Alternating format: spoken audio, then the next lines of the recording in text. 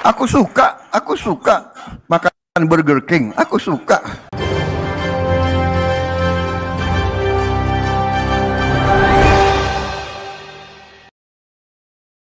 Assalamualaikum warahmatullahi wabarakatuh. Setelah Prabowo kemarin membuat pernyataannya yaitu blunder yang mengatakan bahwa Gaza lemah.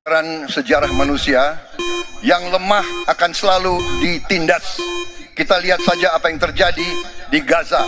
Kita tidak boleh lemah, kita tidak boleh waktu habis dilindas oleh bangsa lain. Nah, kali ini lagi-lagi Prabowo dianggap blunder dan disoroti oleh netizen, di mana Prabowo ngaku suka makan Burger King.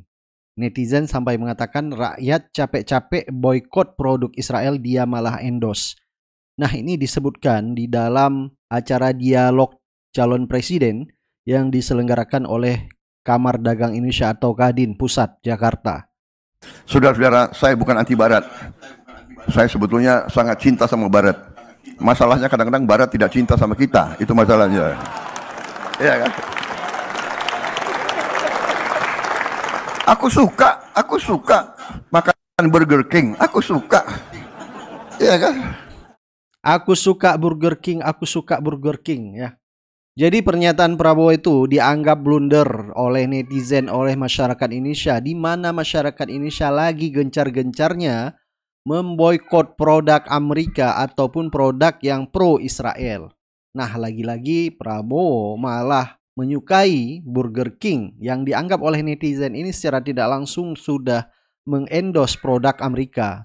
Nah, akibat blunder-blunder yang dilakukan oleh Prabowo ini, sehingga Prabowo di dalam kampanyenya di Batam sampai Prabowo mencium bendera Palestina. Ini mungkin akibat banyaknya kritikan dari netizen yang menyoroti Prabowo melakukan blunder ya.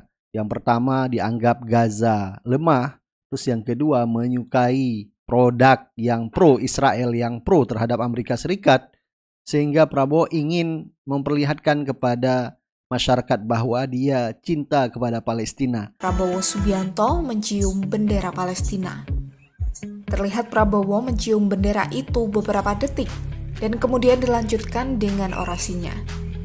Kita ingat saudara-saudara kita di Gaza yang sedang dihajar oleh mereka-mereka yang tidak mengerti kemanusiaan dan hak asasi. Mari kita berdoa untuk mereka dan mari kita jadikan Indonesia negara kuat supaya kita tidak bisa ditindas bangsa lain. Kemarin kalau kita lihat Prabowo di dalam acara debat tidak menyinggung tentang Palestina, padahal jelas kemarin debatnya temanya adalah geopolitik. Tetapi yang kita lihat Anies Baswedan justru yaitu menyinggung kemerdekaan Palestina. Dan juga banyak netizen menyoroti di mana kemarin dialog capres yang diselenggarakan oleh Kadin, Prabowo justru dinilai oleh netizen yaitu menjawab pertanyaan tidak sesuai dengan apa yang ditanyakan oleh narasumber di dialog capres. Saya Kukrit Pak, mewakili teman-teman Kadin ingin memberikan titipan pertanyaan terkait ketahanan pangan Bapak. Dalam 10 tahun terakhir jumlah penduduk Indonesia bertambah 25,5 juta jiwa. Sedangkan jumlah petani berkurang 1,7 juta jiwa. Jumlah petani akan terus berkurang karena 32% petani berusia di atas 60 tahun. Sedangkan anak muda kurang berminat untuk menjadi petani baru. Ekosistem pertanian juga belum naik, Bapak. 59% petani menggarap lahan di bawah setengah hektar. Sehingga sulit sekali mendapatkan bibit, pupuk, dan juga teknologi karena kecilnya skala usaha mereka. Di sisi lain, nilai tukar petani semakin menurun akibat rendahnya produktivitas dan masih rendahnya teknologi. Pertanyaannya Bapak, bagaimana strategi Bapak untuk meningkatkan produksi pangan dan mewujudkan kemandirian pangan? Izin pertanyaan kedua, apa strategi Bapak untuk meningkatkan pendapatan petani melalui modernisasi pertanian sekaligus mewujudkan kemandirian industri pertanian? Terima kasih Bapak. Jadi Pak Prabowo ada 2 pertanyaan. Yang satu bagaimana produksi dan kemandirian pangan. Yang kedua adalah meningkatkan pendapatan petani. Silakan Pak. Baik, terima kasih Mas Kukrit. Jadi inilah yang saya maksud ya, bahwa kita harus berpijak pertama dari falsafah dulu. Falsafah baru menghasilkan strategi. Jadi masalah pangan, masalah pertanian adalah masalah hidup dan matinya suatu bangsa. Berarti ini masalah strategis. Ini tidak boleh diperlakukan sebagai masalah niaga. Jadi itu benar. Kenapa berkurang petani? Karena anak-anak muda melihat bapaknya tidak untung. Hidupnya susah. Nilai tukarnya tidak cocok.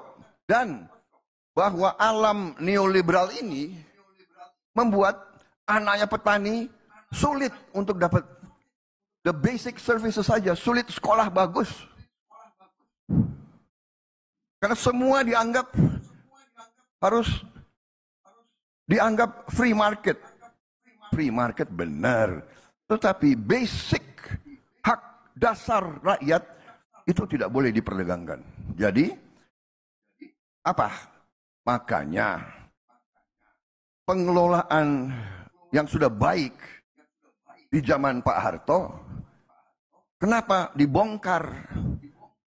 Yang benar waktu itu Bulog melaksanakan suatu operasi pengendalian. Kalau harga untuk petani kurang baik bisa dikendalikan, tapi konsumen di kota juga dijaga. Tapi waktu itu kita menyerah kepada IMF, ya kan? Kita percaya bahwa mereka cinta sama kita, padahal tidak ada. Dalam hubungan antara negara tidak ada rasa cinta. Yang penting adalah kepentingan mereka. Kalau kita ambruk, tidak ada urusan bagi mereka. Ya kan? Saudara-saudara, saya bukan anti Barat. Saya sebetulnya sangat cinta sama Barat. Masalahnya kadang-kadang Barat tidak cinta sama kita. Itu masalahnya. Ya kan? Aku suka makan Burger King. Aku suka. Ya kan? Kadang-kadang mereka yang nggak peduli sama kita. Ya kan? Jadi, keberpihakan, pengelolaan, pupuk harus ke petani. Jangan pupuk banyak perantaranya, ya kan? Dan jangan dibiarkan diperdagangkan. Itu pupuk subsidi untuk rakyat. Benih dan sebagainya. Kemudian salah satu strategi yang paling utama adalah food estate. Lumbung padi yang sudah digagas oleh Pak Ibnu Sutowo dari tahun 70. Jadi sudah hampir 50 tahun yang lalu. Dan ini satu-satunya jalan. Karena paham orang-orang neolib, tidak usah untuk apa beli beras dari petani Indonesia. Beli aja dari petani Vietnam. Lebih murah. Padahal kalau dia tutup, dia tidak mau jual, kita makan apa? Saya sudah bicara bertahun-tahun. Ada rekam digital, rekam cetak saya semua. Dari berapa tahun kita harus punya food estate yang besar. Tapi kita harus bantu semua petani kita. Kita harus bikin petani makmur. Jadi anaknya petani mau jadi petani. Seperti di Jerman di mana-mana. Dia kerja di ladang sore, dia naik mobil, dia ke disco malam-malam. Ya. Saya pernah ke desanya Jerman, bau tai sapi, tapi mobilnya Golf, rumahnya bagus. Sore-sore dia udah langsung ganti baju, malam-malam dia dansa di disco. Anak-anak muda mau jadi petani di Jerman. Kita harus bikin anak-anak muda Indonesia mau jadi petani di Indonesia. Sebetulnya moderator, ini bicara pertanian ini nggak bisa hanya 2 menit.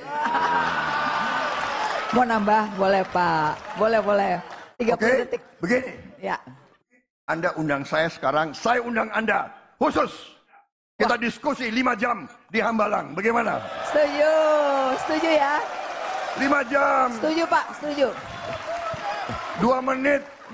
Setuju, 2 menit kumaha tuh. Nanti kita undang Kadin ke tempatnya Bapak. 5 jam ya Pak, setuju banget Pak. 5 jam. Jadi lagi-lagi ya, Prabowo memprotes waktunya hanya 2 menit, jadi tidak cukup seperti yang terjadi di acara debat kemarin. Baik, sampai ketemu lagi. Assalamualaikum warahmatullahi wabarakatuh.